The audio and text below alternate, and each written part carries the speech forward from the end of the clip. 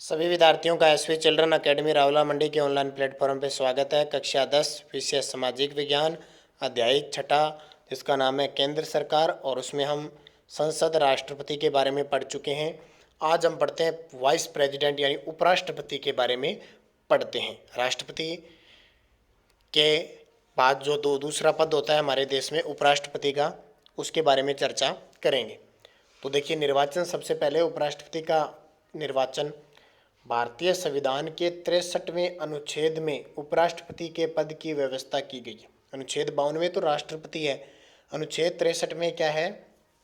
राष्ट्रपति के पद की व्यवस्था की गई है। उपराष्ट्रपति का निर्वाचन संसद के दोनों सदनों की संयुक्त बैठक में होता है। संसद की दोनों बैठक निर्वाचन, संसद के दोनों सदन, लोकसभा और राज्यसभा, और ये निर्वाचन अनुपातिक प्रतिनिधित्व प्रणाली की एकल संक्रमणीय मत पद्धति से गुप्त मतदान द्वारा होता है। ठीक है, निर्वाचन कैसे होता है? अनुपातिक प्रतिनिधित्व प्रणाली का मतलब होता है अनुपात में एक जो विधायक, एक सांसद होता है, वो अनुपात में वोट देता है वरीयता क्रम में। एकल संक्रमण यानी एक ही वोट देता है एक व्यक्ति को। ठीक है, और गुप्त, किसी को बताता नहीं, गुप्त रूप से होते हैं। जैसे अपने जाके ठप्पा बटन दबाते हैं ना, उसमें किसी को पता नहीं चलता। इस पद के उम्मीदवार में निम्नलिखित योग्यता होनी चाहिए। यानी अगर आप उपराष्ट्रपति बनेगा भारत का, तो उसमें योग्यता क्या होगी? नंबर 1 तो वह भारत का नागरिक हो, उसकी आयु कम से कम 35 वर्ष। जैसे लोकसभा की 25, राज्यसभा के 30, राष्ट्रपति की 35 और उपराष्ट्रपति की भी 35। इनमें वे सब योग्यताएं पाई जाए जो संविधान द्वारा राज्यसभा के सदस्यों के लिए निश्चित की गई हो।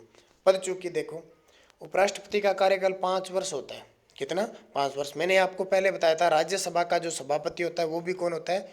उपराष्ट्रपति होता है।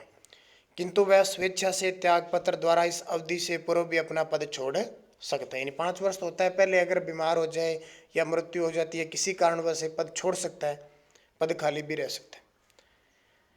अथवा उसे राज्यसभा के कुल बहुमत द्वारा पास किए गए प्रस्ताव से, जिसे लोकसभा भी स्वीकार कर ले, पद च्युत भी किया जा सकता है। राष्ट्रपति को हटाया भी जा सकता है, क्योंकि राज्यसभा का पदेन सभापति होता है। तो वो अगर बहुमत से कह दे भी इसको हटाना है तो हटा सकते हैं। और साथ में राज्यसभा को किसकी मंजूरी लेनी होती है? लोकसभा की भी लेनी होती है। पद च्युत भी किया जा सकता है, पद मतलब पद से हटाया जा सकता है। ऐसे प्रस्ताव की सूचना 14 दिन पूर्व दी जानी आवश्यक है। यानी अगर आपको हटाना है, कोई प्रस्ताव पेश करना है, तो 14 दिन पहले आपको उपराष्ट्रपति को क्या करना पड़ेगा? बताना पड़ेगा भी हम आपको हटा रहे हैं।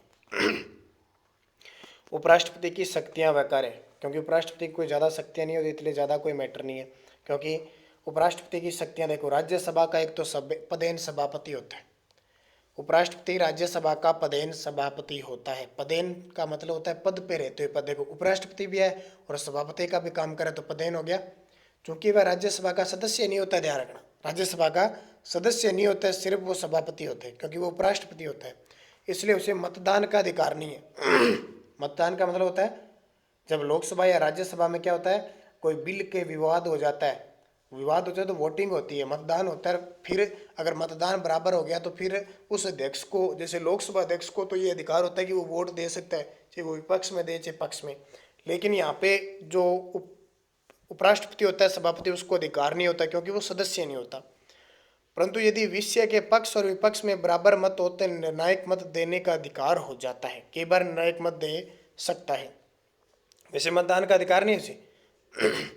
उपराष्ट्रपति का यह सबसे प्रमुख कार्य है। दूसरा, दो ही काम करता है उपराष्ट्रपति।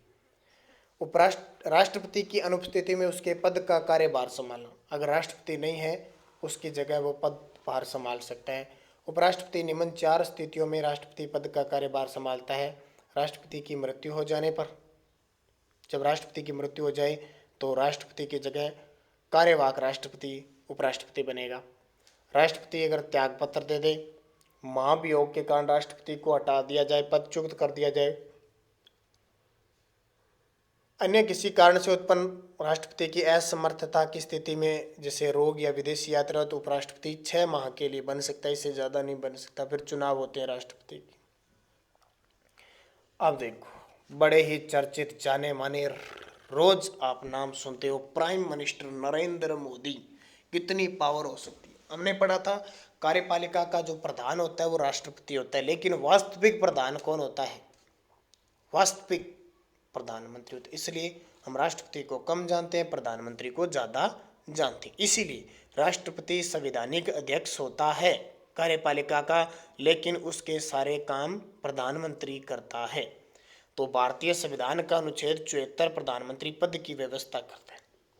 ठीक है, प्रधानमंत्री की नियुक्ति देखो, अब मैंने एक दिन बताया था ना, नियुक्ति, निर्वाचन, मनोनीत, मनोनयन सारे अलग होते हैं। प्रधानमंत्री हमेशा नियुक्त होता है, प्रधानमंत्री नियुक्त, राष्ट्रपति निर्वाचित, उपराष्ट्रपति निर्वाचित, लोकसभा राज्यसभा के सदस्य निर्वाचित। इनमें कंफ्यूजिंग मत होना, ये पॉलिटिकल के क्वेश्चन है, छोटे छोटे सूक्ष्म चीजें होती हैं। अगर इनको उल्टा सीधा लिख दिया तो एग्जामिनर वहां सोचेगा कि ये तुक्के लगा रहा है। एकदम बढ़िया स्टिक, नियुक्ति है तो नियुक्ति, निर्वाचन है तो निर्वाचन। देखो, संविधान में उपबंधित प्रधानमंत्री की नियुक्ति राष्ट्रपति करेगा। कौन करेगा? राष्ट्रपति। संसदात्मक प्रणाली के मूलभूत सिद्धांत के अनुसार राष्ट्रपति लोकसभा में बहुमत दल के नेता को प्रधानमंत्री पद पर नियुक्त करने के लिए बाध्य है।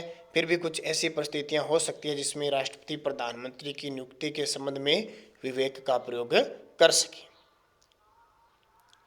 तो हमारे देश के प्रथम प्रधानमंत्री कौन थे? पंडित जवाहरलाल नेहरू। हमारे देश की प्रथम महिला प्रधानमंत्री कौन थी? इंदिरा गांधी। और हमारे देश के वर्तमान प्रधानमंत्री नरेंद्र मोदी। अब देखिए कि प्रधानमंत्री की कार्य क्या है, शक्तियां क्या है, अधिकार है, वही लगभग होगी जो राष्ट्रपति की है, लेकिन कुछ एक परिवर्तन है। संसदात्मक शासन व्यवस्था में, संसदात्मक शासन व्यवस्था में वह जिसमें कानून संसद बनाती है वो संसदात्मक होता है। जैसे अमेरिका में अध्यक्षात्मक है, उसमें कानून राष्ट्रपति बनाता है, राष्ट्राध्यक्ष बनाता है। इसके अंतर्गत प्रधानमंत्री ही संविधान भवन रूपी वर्तखंड की मुख्य शिला होता है। यानी चारों तरफ कहीं देखिए सबसे ज्यादा मुख्य आकर्षण कौन होता है? प्रधानमंत्री। सबसे पहले प्रधानमंत्री को नियुक्त कर देता है राष्ट्रपति। फिर सरकार चलाने के लिए प्रधानमंत्री क्या करता है? अपनी मंत्रिपरिषद का निर्माण करता है। मंत्रिपरिषद का निर्माण, अपना पद ग्रहण करने के बाद प्रधानमंत्री का सर्वप्रथम कार्य मंत्रिपरिषद का निर्माण करना होता है।